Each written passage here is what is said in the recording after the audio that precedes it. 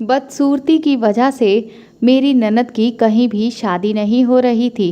इस कारण मेरी सास ने परेशान होकर मेरी लड़के वालों को मेरी तस्वीर दिखा दी और उन्होंने मुझे पसंद कर लिया। और मुझसे मेरी सास बोली कि तुम फिक्र मत करो, शादी वाले दिन मैं चुपके से तुम्हारी जगह ननद को बिठा दूंगी। लेकिन ऐसा मुमकिन नहीं हो पाया और मैं दूसरी शादी करके अपने ससुराल पहुंच गई।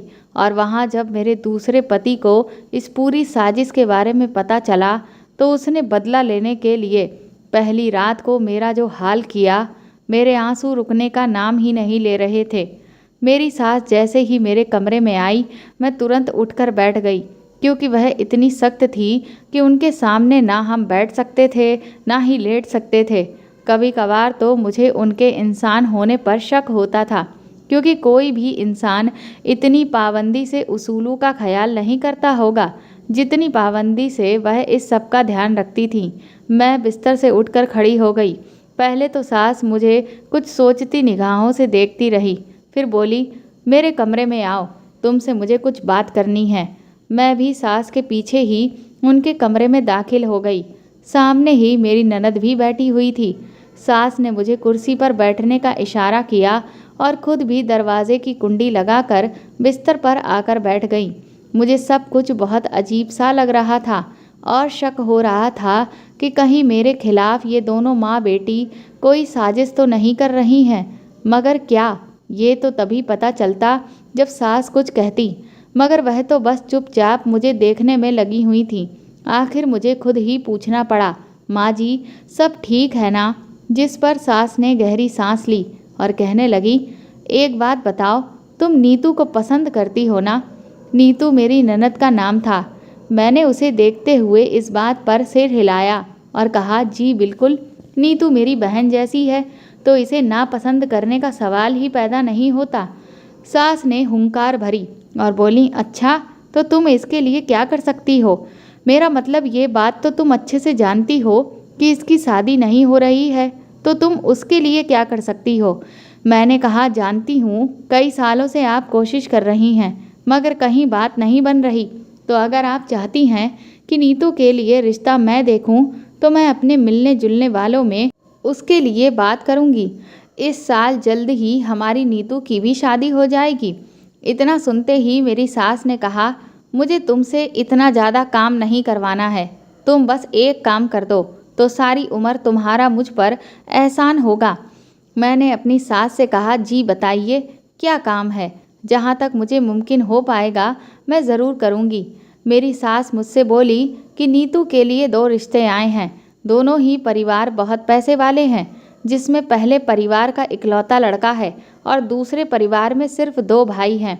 मैं उन दोनों ही परिवारों में नीतू की जगह तुम्हारी तस्वीर भेज चुकी हूँ, जो उन्हें बहुत पसंद आ गई है और दोनों ही परिवार इस शादी के लिए राजी हैं। दूसरा परिवार, जिसमें उन लोगों के 2 बेटे हैं, वह हमारी नीतू से अपने छोटे बेटे की शादी करने के लिए तैयार हैं, लेकिन उनकी शर्त ये है कि वह अपने बड़े बेटे की शादी तुमसे करवाना चाहते हैं, क्योंकि मैंने उनसे ये कहा था कि जब तक मेरी छोटी बेटी की शादी नहीं होगी मैं बड़ी बेटी की भी शादी नहीं करूँगी। मैं उन लोगों को तुम्हें अपनी बहू नहीं बेटी ही बताया था और इसीलिए वह इस शर्त के साथ नीतू को अपने घर की बहू बनाने के लिए तैयार हो गए हैं। अपनी सास के मुंह से ये बात सुनकर मैं तो दंग ही रह गई थी। मेरी सास ने जितनी आसानी से मुझे ये बात कही थी, वह बात मेरे कानों में किसी लावे की तरह गरम गरम गई थी, जिसे सुनकर मुझे गुस्सा आ गया और मैं तेज़ आवाज़ में अपनी सास से बोली कि ये आप क्या कह रही हैं? आप मेरी शादी की बात कर रही हैं? इस पर मेरी सास ने मुंह बनाकर कहा, हाँ मैं तुम्हारी शादी की बात कर रही हूँ। मैंने कहा कि लेकिन मैं तो आपकी बहू हूँ ना, मेरी शादी तो आपके बेटे रवि से पहले ही हो चुकी है, फिर आप कैसे मेरी दूसरी शादी करवा सकती हैं? इस पर मेरी सास मुझ पर गुस्से में चिल्लाई और कहने लगी, पहले खामोशी से मेरी बात सुनो, यहाँ आओ, आराम से बैठो। मैंने अपनी मर्जी से ही तुम्हारी शादी अपने बेटे से करवाई थी, इसीलिए खबरदार जो मेरे आगे ऊंचा बोलने की हिम्मत की। मैं जो कहूँगी बस वही होगा। तुम बस मुझे ये बताओ कि तुम पहले घर में शादी करोगी या फिर दूसरे घर में, क्योंकि पहले घर में इकलौता लड़का है। तो मैंने सोचा है कि मैं मंडप में तुम्हारा चेहरा दिखाने के बाद धोखे से नीतू को बिठा दूंगी और उसे ही वहाँ पर विदा कर दूंगी। एक बार अगर शादी हो गई तो फिर वैसे भी कौन किसी का क्या बिगाड़ लेगा, फिर तो कुछ भी नहीं हो सकता। अपनी सास की ये बात सुनकर मैं बुरी तरह से घबरा गई। मैंने तुरंत ही कहा, लेकिन माँ जी, अगर आप मेरी जगह नीतू को ना बिठा पाई तो? इतने सारे रिश्तेदारों के बीच में आखिर ये कैसे मुमकिन होगा? कहीं आप ऐसा नहीं कर पाई और मेरी ही विदाई उस लड़के के साथ हो गई, तब क्या होगा? नीतू तो कुंवारी ही रह जाएगी। मेरी ये बात सुनकर सास को कुछ अकल आई और फिर वह घबराकर कहने लगी कि ये बात तो तुमने ठीक कही, ये तो मैंने सोचा ही नहीं। तो फिर ठीक है, अब मैंने फैसला कर लिया है। अब मैं तुम्हारी शादी दूसरे घर में ही करूँगी। वहाँ पर नीतू की शादी को लेकर कोई भी रिस्क नहीं है। आराम से मैं पूरे समाज के सामने नीतू की शादी उनके छोटे बेटे से कर सकती हूँ। मेरी सास के इरादे बहुत ही खतरनाक थे। उनके मुंह से ये बात सुनकर मैं घबरा गई। मैंने कहा, लेकिन जब उन लोगों को इस साजिश का पता चलेगा तो क्या वह नीतू को रखेंगे? जब उन्हें ये पता चलेगा कि मैं तो नीतू की बहन नहीं बल्कि भाभी हूँ और पहले से ही शादीशुदा हूँ, तो वह तो नीतू को भी तलाक दे देंगे। मेरी इस बात पर सास कहने लगी कि वह सब मैंने पहले ही सोच लिया है। तुम्हें यहाँ से मैं विदा कर दूंगी और घर पहुँचते ही तुम पागलपन का और दौरे पड़ने का नाटक करना शुरू कर देना। अपनी तबीयत इतनी ज़्यादा खराब दिखाना कि उन लोगों को ये लगे कि मैंने एक बीमार लड़की उनके गले बांधी है। आज के ज़माने में कोई भी एक बीमार और पागल लड़की के साथ अपनी ज़िंदगी नहीं बिताना चाहता, इसलिए वह अपने आप ही तुम्हें तलाक दे देंगे और फिर तुम चुपचाप आराम से घर वापस लौट आना। मैंने अपनी सास से कहा, लेकिन माँ जी, आपको ये बात जितनी सीधी लग रही है ये उतनी सीधी नहीं है। मेरी बात समझने की कोशिश करिए। मेरा इतना कहना था कि मेरी सास ने मेरा मुंह बंद करवा दिया। वो कहने लगी कि तुम्हें हर सूरत में उस लड़के से शादी करनी ही होगी। 3 दिन के बाद ही तुम्हारी और नीतू की बारात आएगी और मैं तुम दोनों को खुशी खुशी विदा कर दूंगी। मैंने फिर से बोलना चाहा तो उन्होंने मुझे चुप करवा दिया। कहने लगी कि मेरे सामने बोलने की ज़रूरत नहीं है, जैसा कह रही हूँ वैसा ही करो। मैंने कहा, और रवि? तो मेरी सास कहने लगी कि तुम्हारे पति को कुछ भी पता नहीं चलेगा, तुम बस शादी की तैयारी करो। मैंने अपनी सास से कहा कि अगर आपका प्लान कामयाब हो भी जाए और मैं आपकी बात मान भी लूँ, तब भी ये बात बिल्कुल भी ठीक नहीं है, इसीलिए आप मुझे मजबूर ना करें। मैंने आपसे कहा ना कि मैं नीतू के लिए इससे भी अच्छा रिश्ता तलाश कर लूँगी। मैंने अपनी सास को तसल्ली से समझाना चाहा, लेकिन सास के सर पर तो अजीब ही भूत सवार हो गया था। उन्हें इस वक्त अपनी बेटी की शादी करने के अलावा और कुछ दिखाई ही नहीं दे रहा था। वह एक बार भी मेरे बारे में नहीं सोच रही थी। सबसे बड़ी बात ये थी कि वह इतनी समझदार होने के बावजूद भी मेरी एक शादी के ऊपर मेरी दूसरी शादी करने की बात कर रही थी, जो कि किसी भी तौर पर सही नहीं था। मेरी सास ने तुरंत ही मेरा हाथ थामा और मुझे स्टोर रूम में लेकर गई और धक्का देकर अंदर की तरफ फेंक दिया और मुझे अंदर बंद कर दिया। बाहर से कुंडी भी लगा दी और कहने लगी, अब तुझे सीधा शाम को ही निकालूंगी। अगर मेरी इस बात के लिए राजी हो गई तो ठीक है, वरना फिर मुझसे बुरा कोई नहीं होगा। मुझे तुमसे कोई लेना देना नहीं है। मैं ये सब सिर्फ अपनी बेटी का घर बसाने के लिए कर रही हूँ और उसके लिए मैं किसी भी हद तक जा सकती हूँ। मेरी सास मुझे ये सारी बातें सुनाकर वहाँ से चली गई। मैं चुपचाप दरवाजे के पास खड़ी सुबक रही थी। तभी मैंने अपनी ननद की धीमी धीमी बोलने की आवाज़ सुनी। मेरी ननद मेरी सास को कुछ समझाने की कोशिश कर रही थी। वो कह रही थी कि ये सब ठीक नहीं है, भाभी को ऐसे बंद मत करो। लेकिन तभी मुझे एक ज़ोरदार थप्पड़ की आवाज़ सुनाई दी, जो सास ने नीतू को लगाया था। वह चिल्लाकर कहने लगी, चुपचाप यहाँ से चली जाओ, वरना तुम्हें भी तुम्हारी भाभी के साथ अंदर बंद कर दूंगी और खाना भी नहीं दूंगी। इसके बाद बाहर बिल्कुल खामोशी छा गई। मैं काफ़ी देर तक दरवाजे के पास खड़ी लगातार रोती रही। बीच बीच में मैं कमरे का दरवाज़ा भी पीट रही थी। मुझे लग रहा था कि शायद मेरी सास को मुझ पर तरस आ जाए और वह मुझे यहाँ से बाहर निकाल दे, लेकिन ऐसा कुछ नहीं हुआ। मैं हार कर वहीं दरवाजे से टिक कर बैठ गई और फिर कब मुझे नींद आ गई कुछ भी पता नहीं चला। इसके बाद मुझे अपने बाजू पर एक मजबूत सी चीज़ महसूस हुई। जब मैंने चौंक कर आंखें खोली तो देखा कि सुबह हो चुकी थी और मेरे सामने मेरी सास खड़ी हुई थी। वह मुझे धमकाते हुए कहने लगी कि चलो चुपचाप नहा धोकर तैयार हो जाओ, अब तुम्हारी शादी होने वाली है और उसके लिए ढेर सारी शॉपिंग करनी है। अगर तुमने कोई भी हंगामा किया तो फिर मुझसे बुरा कोई भी नहीं होगा, इसलिए बगैर कोई नाटक किए फटाफट से तैयार हो जाओ। मैं उनकी बात सुनकर खड़ी हो गई। मैंने उनसे कहा, माँ जी, मैं ये शादी नहीं करूँगी और मेरे पति कहाँ हैं? अगर आपको मेरी दूसरी शादी करनी ही है तो फिर आप उनके सामने करें। मैं भी हिम्मत जुटाकर उनके सामने डटकर खड़ी हो गई। मगर मेरी इस बात पर मेरी सास कहने लगी, तो इसका मतलब तुम्हें मेरी धमकी से कोई फ़र्क नहीं पड़ता? तो ठीक है, वह तुम्हारी एक छोटी बहन है ना, जिसकी अभी अभी शादी हुई है। क्या नाम है उसका? रागिनी नाम है ना? अभी पिछले महीने उसकी शादी में तुम गई थी ना? और अचानक से अपनी सास के मुंह से मेरी बहन का जिक्र सुनकर मैं हैरत में पड़ गई कि वह आखिर इस सब में मेरी बहन की बात क्यों कर रही हैं। तभी मेरी सास कहने लगी, ये वही रागिनी है ना जो घर से भाग गई थी और फिर इसने छुपकर शादी भी कर ली और कुछ ही दिनों के बाद अपने पति से तलाक लेकर ये वापस भी आ गई। तुम लोगों की तो नाक ही कट गई थी, लेकिन अब जब वापस आ गई तो क्या करते? इसीलिए तुम्हारे घर वालों ने फिर झूठ कहकर उसकी दोबारा शादी कराई कि उस बेचारी का तो पति मर गया है। तब जाकर कहीं तुम्हारी भागी हुई बहन का घर बसा है ना। अपनी सास के मुंह से ये सारी बातें सुनकर मेरे तो पैरों तले से ज़मीन ही निकल गई थी।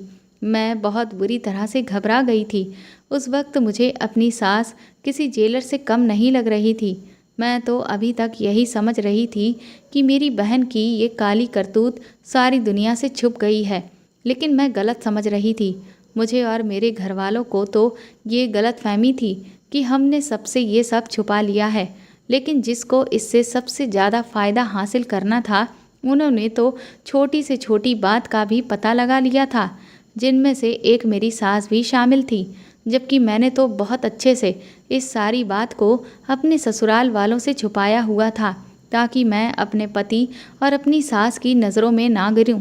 मेरे चेहरे के उड़े हुए रंग को देखकर मेरी सास अच्छे से समझ गई थी कि मैं उनकी इस बात को सुनकर डर गई हूँ।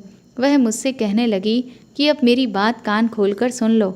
अगर तुमने ये शादी नहीं की तो मैं सारी दुनिया में चीख चीख कर ये बता दूंगी कि तुम्हारी बहन एक भागी हुई लड़की है, कोई विधवा नहीं है। अपनी सास के मुंह से ये बात सुनकर मेरे होश उड़ गए थे। अब तो आगे कुआं और पीछे खाई वाली बात हो गई थी। अगर मैं दूसरी शादी करती तब भी बुरी तरह से फंसती, और अगर मैं नहीं करती तब भी नुकसान मेरा ही था। मैं अपनी सोच में ही डूब गई थी।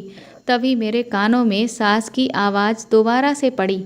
वो चिल्लाकर बोली, अब तुम शादी के लिए तैयार हो या नहीं, या फिर मैं सीधा तुम्हारी बहन के ससुराल में जाकर उसके तलाक की तैयारी शुरू करवा दूं, और फिर उसकी जो बदनामी होगी उसकी जिम्मेदार भी सिर्फ तुम ही होगी। मैंने तो सुना है कि वो माँ भी बनने वाली है।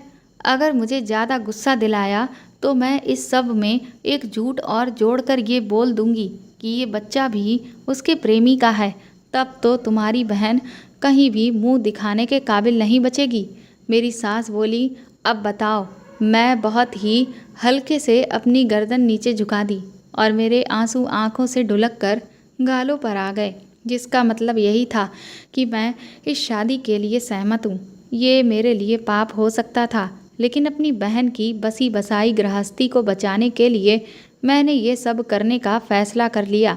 जो कुछ भी मेरी बहन ने किया था उससे पहले ही मेरा परिवार बहुत दुख से गुजरा था। अब मैं ये नहीं चाहती थी कि मैं भी अपने परिवार के लिए तकलीफ़ का कारण बनूं। इसलिए मैं चुपचाप तैयार होकर अपनी सास के साथ शॉपिंग करने चली गई। जल्दी ही शादी वाला दिन भी आ गया। मेरी सास फिर से मुझे धमकाने के लिए आ गई कि जल्दी से तैयार हो जाओ, वरना याद तो है ना कि मैं क्या कर सकती हूँ। मैं तुरंत ही अपनी ननद के कमरे में चली गई और वहाँ पर पड़े हुए कीमती कपड़े और जेवर उठाकर वॉशरूम की तरफ बढ़ गई। जब मैं वॉशरूम से बाहर आई तो देखा कि कमरे में सास और ननद के साथ एक पार्लर वाली भी खड़ी थी। मेरी ननद जल्दी से आगे बढ़कर बोली, भाभी, आपको ये सब कुछ करने की बिल्कुल भी ज़रूरत नहीं है। मैंने मम्मी को बहुत समझाया मगर वह मेरी कोई बात सुन ही नहीं रही है और ना जाने क्यों भाई का फ़ोन भी इतने दिनों से बंद आ रहा है। वह भी 3 दिन से घर लौटे ही नहीं। पता नहीं वह किस ज़रूरी काम में फंसे हुए हैं। आप बिल्कुल भी तैयार मत हो। मेरे लिए ये सब कुछ करने की कोई ज़रूरत नहीं। मुझे अपनी ननद की एक एक बात पर यकीन था। मुझे लग रहा था कि वह जो बोल रही है सच बोल रही है। ये सब सिर्फ मेरी सास की साजिश है।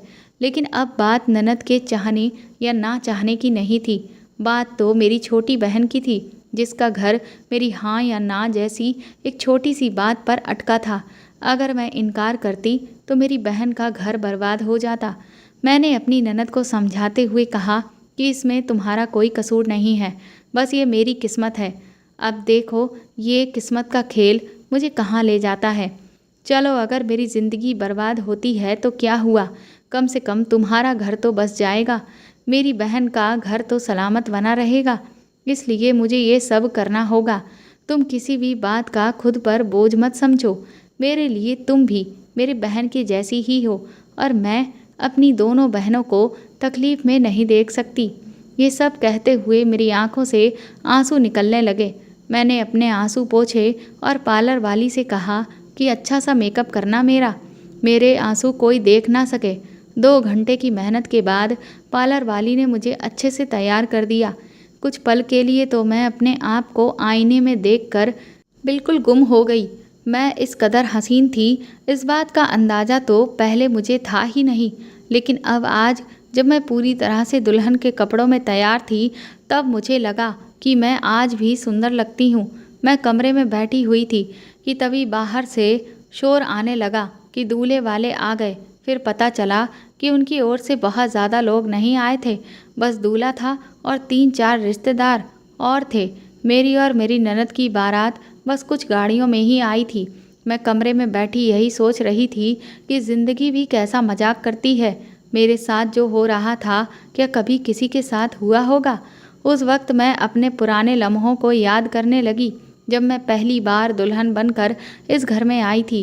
हम 3 बहनें ही थे, मेरा कोई भाई नहीं था। मेरे पिता एक बस के ड्राइवर थे। वह बस भी उनकी नहीं थी, बल्कि उन्हें सिर्फ चलाने के लिए रखा गया था, जिसकी पापा को तनख्वाह मिलती थी। मेरे पापा ने हम लोगों को सख्ती से मना कर रखा था कि हम कोई भी कमाने वाला काम नहीं करेंगे।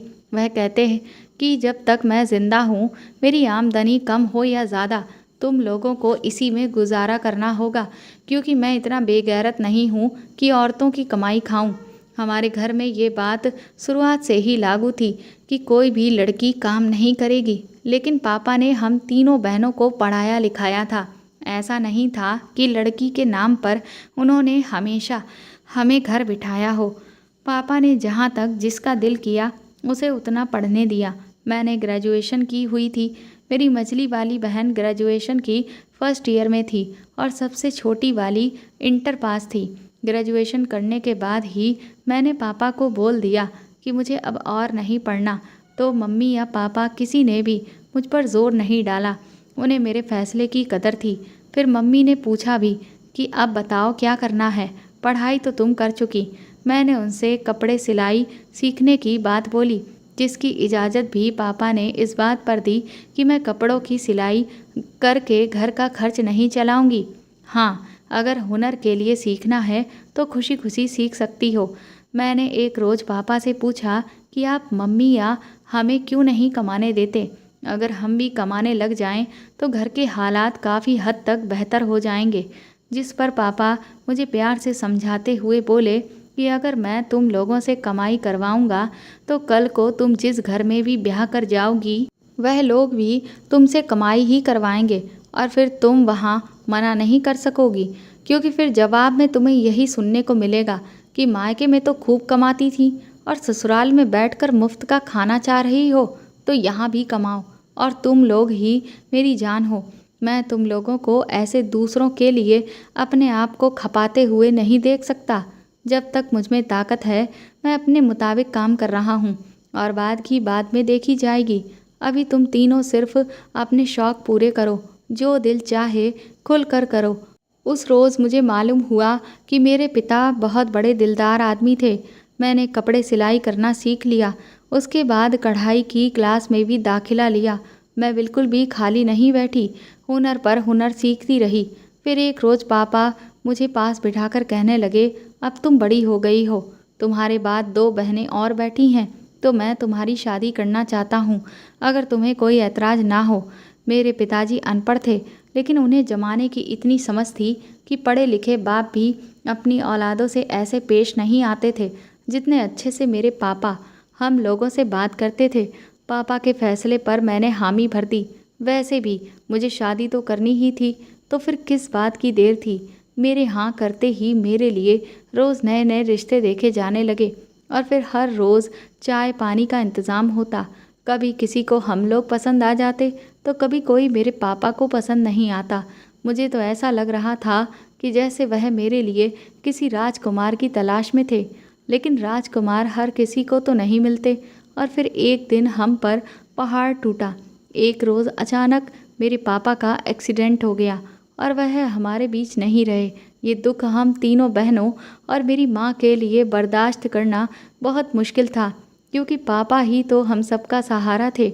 मेरे पापा सिर्फ पापा ही नहीं बल्कि दोस्त भी थे। ऐसे में उनका चले जाना हमारे लिए बहुत ही मुश्किल हालात पैदा हो गए थे। लेकिन फिर मेरे पास हुनर था। मेरी मम्मी भी कपड़ों की सिलाई कर लेती थी, इसलिए हमने इन कामों को संभाल लिया। मेरी मझली वाली बहन भी बच्चों को ट्यूशन पढ़ाने लगी।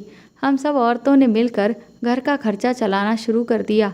पैसे चाहे कम मिलते हों या ज़्यादा, हम इज्जत से बैठकर अपने घर में कमाने वाले हो गए थे और इसी कमाई से हमारे घर में 2 वक्त का खाना बनने लगा था। पापा के जाने की वजह से ही मेरी मझली बहन ने अपनी पढ़ाई रोक दी। उस वक्त मेरी छोटी बहन कॉलेज में जाने की तैयारी कर रही थी, लेकिन उसकी भी पढ़ाई रुक गई। मगर वह पढ़ना चाहती थी, वह अपनी पढ़ाई नहीं रोकना चाहती थी और हमने उसकी हर ज़रूरत पूरी करना शुरू कर दिया। जहाँ हम 5 घंटे काम करते थे, वहीं हम 8 घंटे काम करने लगे। पापा की ख्वाहिश थी कि उनकी बच्चियाँ अच्छे से पढ़ लिख जाएं। कम से कम अपनी छोटी बहन को अच्छे से पढ़ा लिखा कर हम उसकी ये ख्वाहिश अधूरी नहीं रखना चाहते थे। फिर इसी तरह मेरे पापा की मौत को 6 महीने गुजर गए। घर भी सही चल रहा था। फिर इसी दौरान मेरे लिए एक रिश्ता आ गया, लेकिन मम्मी ने उसके लिए बहुत मना किया। उन्होंने कहा कि अभी इनके पिताजी को दुनिया से गए हुए ज़्यादा समय नहीं हुआ है, तो मैं ये रिश्ता कैसे तय कर दूं। मगर उस वक्त मेरी सास की ज़िद थी कि चाहे जो भी हो, लेकिन हमें यही रिश्ता चाहिए। फिर आप दहेज बिल्कुल भी ना दें, चाहें तो 2 जोड़ी कपड़े भी ना दें, मगर मुझे आपकी लड़की ही अपने बेटे के लिए चाहिए। और उनकी इतनी ज़िद ज़ोरदार थी कि उसका नतीजा फिर ये निकला कि अगले महीने ही मेरी शादी हो गई और मैं दुल्हन बनकर यहाँ चली आई। और फिर यहाँ आते ही मेरी ज़िंदगी का सबसे मुश्किल दौर शुरू हो गया, क्योंकि मेरी सास हद से ज़्यादा सख्त औरत थी। उनके अलग ही नियम थे और मैं हमेशा उनके बनाए हुए नियमों के मुताबिक चलने की कोशिश करती रहती थी, लेकिन फिर भी वह कभी भी मुझसे खुश ही नहीं रहीं। वह कहते हैं कि उन्हें मुझसे बहुत ज़्यादा उम्मीदें थीं, मगर मेरी फूटी किस्मत कि मैं उन्हें जितना खुश करने की कोशिश करती, वह मुझसे उतना ही ज़्यादा और नाराज़ हो जाती। रवि यानी कि मेरे पति मुझे सपोर्ट करते थे, मगर वह जब काम पर जाते तो मुझे सास के ताने सुनने से कोई नहीं रोक सकता था। रवि को जब मैं अपनी सास की शिकायत लगाती तो वह नरम लहजे में मुझसे कहते कि देखो यार, सब्र करो और बर्दाश्त करो, क्योंकि माँ हमेशा तो नहीं रहेगी हमारी ज़िंदगी में, इसलिए उनकी जितनी ज़िंदगी है उन्हें खुश कर दो, ताकि वह इस दुनिया से अपनी औलाद के हाथों नाराज़ होकर ना जाएं। मुझे अपने पति की बात भी ठीक लगती थी, इसलिए मैं अपनी सास की हर बात को नज़रअंदाज करती जाती, लेकिन ये मेरी गलती थी। मुझे पहले दिन से ही अपने हक के लिए लड़ना चाहिए था। शादी के 3 साल बीत गए थे, लेकिन फिर भी मुझे कोई औलाद नहीं हुई थी और मेरी पोजीशन पूरे ससुराल में बहुत गिर गई थी। मैं हद से ज़्यादा शर्मिंदगी से भर गई थी। मैं चाहे जितनी भी कोशिश करती, मगर मेरी सास मुझे बांझ होने का ताना ज़रूर मारती थी, जिसकी वजह से मैं अपने आप में ही कटकर रह जाती। लेकिन मेरे पति रवि हमेशा मेरा हौसला बढ़ाते कि तुम देखना, एक दिन हमारी औलाद ज़रूर होगी। अभी बस वह हमारे नसीब में नहीं है, लेकिन एक दिन आएगा जब सब तुमसे बहुत खुश होंगे और तुम अपने बच्चों की भी बहुत अच्छी परवरिश करोगी। रवि की बातें मुझे कुछ पल के लिए सुकून से भर तो देती, लेकिन फिर बाद में सास कोई न कोई ऐसी बात का ताना ज़रूर मार देती जो मेरे लिए बर्दाश्त के बाहर हो जाती। लेकिन मैं अपनी सास के लिए इस बात की एहसानमंद थी, जिन्होंने बगैर दहेज के ही मुझे अपने बेटे की पत्नी बनाया था। यही सोचकर मैं उनकी अपनी हिम्मत से ज़्यादा खिदमत करने की कोशिश करती, लेकिन उन्हें शायद मेरी इज्जत और खिदमत रास ही नहीं आई। इसीलिए मेरे साथ वह ये सब कुछ कर रही हैं। मेरी ननद नीतू का रंग बहुत दबा हुआ है और अब तो उसने उल्टा सीधा खा पी कर अपना वजन भी बहुत बढ़ा लिया है। उसने कभी भी अपने ऊपर ध्यान ही नहीं दिया, जिस वजह से उसका वजन बढ़ता चला गया और ऊपर से वह एक नंबर की पेटू भी है। पढ़ने लिखने में भी बिल्कुल भोंदू। धीरे धीरे वह बेडौल होती चली गई, लेकिन एक खूबी उसमें ये भी थी कि वह जहाँ रहती बस हंसती मुस्कुराती रहती और सबको खूब हंसाती रहती। उसका दिल बहुत नेक है। उसे खाना बनाने का भी बहुत ज़्यादा शौक था। वह नई नई तरह की डिशेस बनाती और सबको खिलाती। इसीलिए वह खाना बनाने वाली किताबें भी बहुत ध्यान से पढ़ती। टीवी रेडियो पर भी खाना बनाने वाले प्रोग्राम को बहुत ही मन से देखा करती। जो भी उसके हाथ का बना खाना खाता, वह उसकी बिना तारीफ किए हुए नहीं रह पाता। लेकिन बस उसके बड़े हुए वजन और दबे हुए रंग की वजह से ही मेरी सास हमेशा उसे शादी के लिए ताने मारा करती। इसी दौरान मेरी सास ने एक दिन मुझे अपने पास बुलाकर मुझसे मेरी 2-3 तस्वीरें मंगाईं और जब मैं उनसे इसकी वजह पूछी तो सास कहने लगी कि पहले तुम मुझे अपनी तस्वीरें ला कर दो, बाद में मैं तुम्हें बताऊंगी कि मुझे उनका क्या करना है। उनकी बात मानते हुए मैंने अपनी कुछ तस्वीरें उन्हें दे दी थीं। फिर वह मुझसे कहने लगी कि ये तो तुम जानती हो कि नीतू का कहीं भी रिश्ता नहीं हो रहा है और इसीलिए मैंने सोचा है कि ये दुनिया सीधे लोगों के लिए बनी ही नहीं है। मैंने उनसे पूछा कि आपकी बात का क्या मतलब है। तब मेरी सास को इस बात का एहसास हुआ कि वह मुझे अपने प्लान के बारे में अनजाने में बताने जा रही थी। तभी वह मुझसे गुस्से में बोली कि तुम अभी तक कमरे से गई क्यों नहीं? अभी इसी वक्त अपने कमरे में जाओ और जितना काम तुमसे कहा जाए बस उतना ही किया करो। आइंदा से सवाल जवाब करने की कोशिश मत करना। मैं भी चुपचाप कंधे उचकाकर वहाँ से वापस आ गई। कुछ दिनों तक तो मैं इस सब के बारे में सोचती रही कि आखिर मेरी सास ने मेरी तस्वीरें क्यों मंगाईं, लेकिन फिर मैं कुछ दिन बाद ये बात पूरी तरह से भूल गई। लेकिन मुझे ऐसा लगता था कि जैसे मेरी ननद मुझे जब भी देखती तो वह मुझसे बात करने आ जाती थी।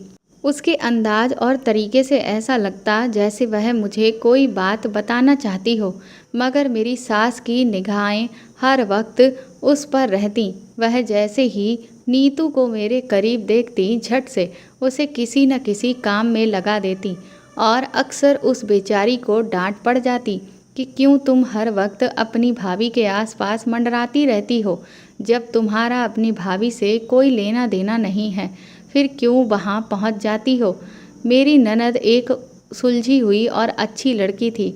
मेरी सास नीतू पर तो ज़्यादा पाबंदी लगा नहीं पा रही थी, इसलिए एक दिन मेरी सास ने मुझे बुलाया और कहा कि तुम नीतू से दूर रहा करो। उस दिन मैंने हिम्मत करके पूछा कि माँ जी, अगर नीतू मेरे पास कुछ घड़ी के लिए रुक जाए तो ऐसा क्या हो जाता है? मैं तो उसे अपनी बहन की तरह ही चाहती हूँ और वह मुझे बहुत अच्छी भी लगती है। इस पर मेरी सास मुस्कुराकर मुझसे कहने लगी, मैं अपनी बच्ची को तुम्हारे मनुष्य साहे से दूर रखना चाहती हूँ, क्योंकि तुम्हारे तो कोई औलाद हुई नहीं, तुम तो एक बांझ हो और मैं नहीं चाहती कि कल को मेरी बच्ची के साथ भी ऐसा कुछ हो जाए। मैं नहीं चाहती कि तुम्हारा बुरा साया उस पर पड़े और फिर वह भी अपने ससुराल में बस बैठी खाती रहे। अपनी सास के मुंह से ये बात सुनकर मुझे बहुत दुख हुआ था। उस रात मैं खूब रोई। जब रात में रवि की आंख खुली तो उन्होंने मुझसे पूछा कि तुम क्यों रो रही हो। मैं बताना तो नहीं चाहती थी, लेकिन मेरा सब्र जवाब दे गया था, इसलिए मैंने उन्हें सब कुछ बता दिया। रवि ने मुझे दिलासा देते हुए कहा कि चलो ठीक है, मैं ऐसा करता हूँ, तुम्हें कल मायके छोड़ दूँगा। इससे तुम्हारा मन भी हल्का हो जाएगा और माँ की बातों का कुछ असर भी कम हो जाएगा। अगले दिन ही मैं 1 हफ्ते के लिए अपने मायके आ गई थी, लेकिन वहाँ पर तो एक नई परेशानी मेरा इंतज़ार कर रही थी। मेरी सबसे छोटी बहन जो बहुत पढ़ लिख गई थी, वह घर से भाग गई थी। उसे अपनी ही यूनिवर्सिटी का एक लड़का पसंद आ गया था और इसीलिए उसने हमारी इज्जत का कोई भी लिहाज नहीं किया और बस अपने चंद कपड़े लेकर वह यूनिवर्सिटी से ही उसके साथ भाग गई। घर में हम सिर्फ औरतें ही थे, तो हम आखिर कहाँ तक उसका पीछा करते। इसलिए रो धोकर चुपचाप घर में ही बैठ गए। मैंने ये बात रवि को भी नहीं बताई, क्योंकि मैं नहीं चाहती थी कि अब एक और नया तमाशा मेरे लिए खड़ा हो जाए। लेकिन फिर 1 हफ्ते के बाद ही मेरी बहन ने फ़ोन कर दिया और कहने लगी कि मेरे लिए आप लोग बिल्कुल भी परेशान ना हो, मैं अपने घर में बहुत खुश हूँ। लेकिन उसके कहने से क्या होता है, जो परेशानी हमें मिल चुकी थी वह तो मिल ही गई थी। हमने जैसे तैसे इस बदनामी के घूंट को हजम करके अपने हलक से नीचे उतार लिया। लेकिन फिर 1 महीने के बाद ही मेरी छोटी बहन रोती धोती हुई वापस घर आ गई, क्योंकि उसने जिस लड़के के साथ शादी की थी उसकी तो पहले से ही शादी हो चुकी थी। और जब मेरी बहन को इस बारे में पता चला तो वह उसे तलाक लेकर घर आ गई। पहले हम जहाँ परेशान थे वहीं फिर हमने खैर मनाई कि चलो जो हुआ सो हुआ, कम से कम बच्ची घर वापस तो आ गई। फिर मेरी मम्मी ने दोनों बहनों के लिए रिश्ते देखने शुरू कर दिए और मझली बहन की शादी करने के बाद उन्होंने छोटी बहन की भी शादी कर दी और सबको यही बताया कि वह विधवा है। उसकी शादी में शुरुआत में थोड़ी मुश्किलें ज़रूर आईं, मगर फिर जैसे तैसे हो गई और अब कहीं जाकर मेरी माँ सुकून के साथ रह रही थी। लेकिन इधर मेरी तरफ एक बहुत बड़ा पहाड़ खड़ा हो गया था। रवि को कंपनी की तरफ से 2 हफ्तों के लिए बाहर टूर पर जाना था और वह जैसे ही यहाँ से चले गए वैसे ही मेरी सास ने ये शादी वाला हंगामा खड़ा कर दिया। इस सब में मुझे अपनी ननद से कोई भी शिकायत नहीं थी, क्योंकि मैं जानती थी कि वह लड़की अपनी तरफ से बिल्कुल सही है। उसने हर पल मेरा साथ दिया, बल्कि उसने मुझे यहाँ से भगाने का भी बंदोबस्त किया। लेकिन मेरे लिए तमाम रास्ते बहुत मुश्किल थे, मैं चाहकर भी भाग नहीं सकती थी। इसलिए अब मेरे पास बस एक ही रास्ता था कि मैं अपनी सास के हर जुल्म को बर्दाश्त करूं या फिर मर जाऊं। लेकिन मेरे लिए पहले वाला ऑप्शन ही ठीक था, क्योंकि मरने के बाद तो मेरे परिवार की और भी ज़्यादा बदनामी हो जाती और ये मामला कहीं और ज़्यादा ना बढ़ जाता। शायद मेरी बहनों पर भी इस सब की आँच आती। इसीलिए मैं फिर चुपचाप तैयार होकर कमरे में बैठ गई थी और इस सब को अपनी किस्मत मानकर मैं हार भी मान चुकी थी। फिर तभी जब दरवाज़ा हल्का सा बजा और मेरी सास आई और बोली, देखो बहू, अगर तुमने अब इनकार किया तो फिर जो भी अंजाम होगा उसकी जिम्मेदारी सिर्फ तुम्हारी होगी। इतनी धमकी देकर वह फिर वापस चली गई। कुछ देर के बाद पंडित जी ने हमें बुला लिया और वह शादी के मंत्र पढ़ने लगे। चंद मिनट के बाद ही मेरी दूसरी शादी हो चुकी थी, जबकि मैं एक पुतले के जैसी बैठी हुई थी।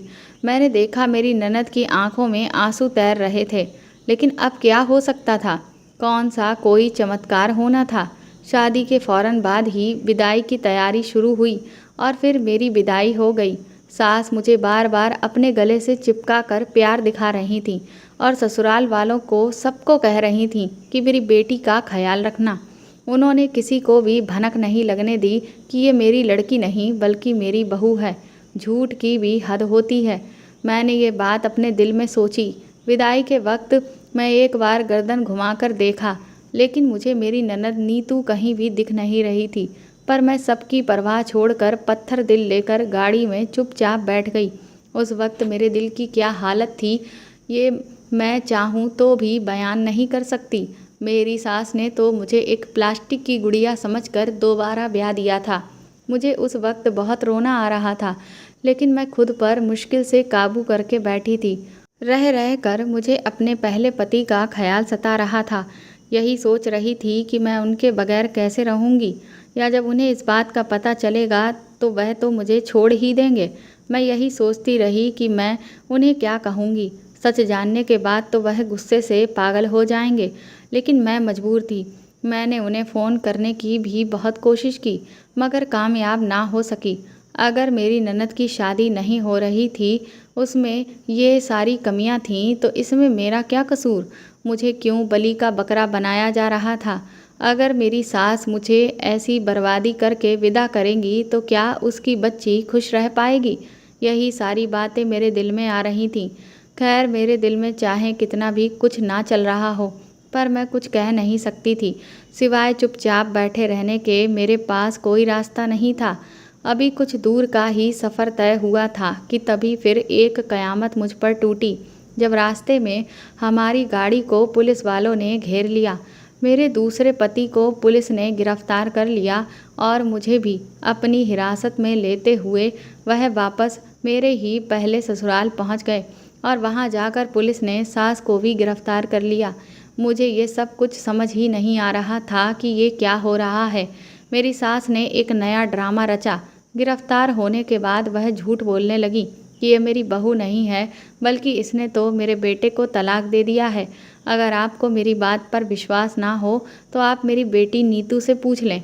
लेकिन मेरे पैरों तले ज़मीन तो तब निकली जब मुझे ये मालूम हुआ कि मेरे खिलाफ होने वाले इस जुर्म की रिपोर्ट खुद नीतू ने ही दर्ज करवाई थी, और उसने ही गवाही दी थी कि मेरी माँ ने सिर्फ पैसे और मेरी शादी के बंदोबस्त के लिए मेरी भाभी की दूसरी शादी करवाई है, और मेरे रिश्ते के लिए भाभी की तस्वीरें मेरी जगह भेजी।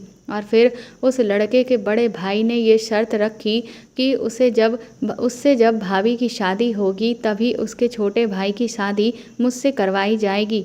इसी बीच मेरे पति रवि भी आ गए, और उन्हें जब हकीकत के बारे में पता चला तो उन्होंने अपनी माँ की शक्ल देखने से भी इनकार कर दिया।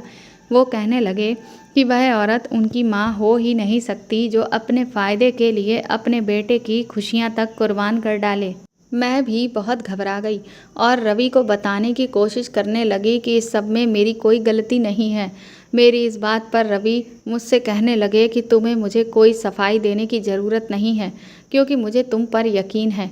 ये तो मेरी भी फूटी किस्मत थी कि जब माँ ने ऐसी साजिश रची तभी मुझे ऑफिस के काम से बाहर भेजा गया, और मैं जिस जगह गया था वहाँ पर नेटवर्क बिल्कुल भी ना आने की वजह से फ़ोन ही नहीं लग रहा था, जिस कारण मैं घर पर ना तो बात कर पा रहा था और ना ही किसी का मेरे पास फ़ोन आ पा रहा था। लेकिन ये तो भगवान का शुक्र है कि मैं आज ही लौट रहा था, और आज ही मुझे पुलिस ने फ़ोन करके इस सारी साजिश की खबर दे दी। तुम पर जितना जुल्म होना था हो चुका, लेकिन अब बस मैं और तुम ही साथ में रहेंगे। तुमने बहुत कुछ बर्दाश्त कर लिया। तुमने माँ को हर तरह से खुश करने की कोशिश की, उनकी हर बात मानी, लेकिन फिर भी उनके दिल में तुम्हारे लिए कोई जगह नहीं बन सकी, क्योंकि उन्होंने तुम्हारा असली मान कभी जाना ही नहीं। पर अब बहुत हो चुका। इसके बाद से मैं और रवि एक साथ रहने लगे, और मेरी ज़िंदगी बिल्कुल बदल गई और एकदम खुशहाल हो गई। कुछ समय के बाद हमने नीतू की भी शादी एक अच्छी जगह पर कर दी।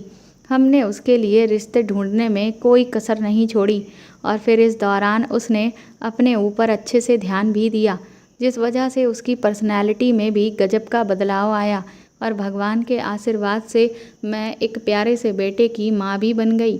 वो कहते हैं ना दोस्तों कि अच्छे के साथ अच्छा और बुरे के साथ बुरा ही होता है। मेरी ननद दिल की अच्छी थी, और इसीलिए भले ही उसकी शादी में देरी हुई, लेकिन जब उसकी शादी हुई तो उसे बहुत ही अच्छा जीवन साथी मिला, और मुझे भी मेरे सब्र का फल मेरे बेटे के रूप में मिल गया था। तो दोस्तों, आपको ये कहानी कैसी लगी हमें कमेंट करके ज़रूर बताएं, और प्लीज़ इस कहानी को ज़्यादा से ज़्यादा शेयर और लाइक करके मेरे चैनल को सपोर्ट करें। साथ ही अगर आप चाहें तो मुझे सुपर थैंक्स भी खरीद कर दे सकते हैं। सुपर थैंक्स का ऑप्शन आपको इस वीडियो के नीचे दिए हुए सभी ऑप्शंस में दिख जाएगा, जो कि हार्ट शेप में बने हुए डॉलर के साइन के तौर पर है। और अगर आप मेरे चैनल पर नए हैं तो सब्सक्राइब करके बेल आइकन को ज़रूर दबा दीजिएगा, ताकि आगे भी मैं आपको ऐसी ही अच्छी कहानियाँ सुनाती रहूँ। Thank you.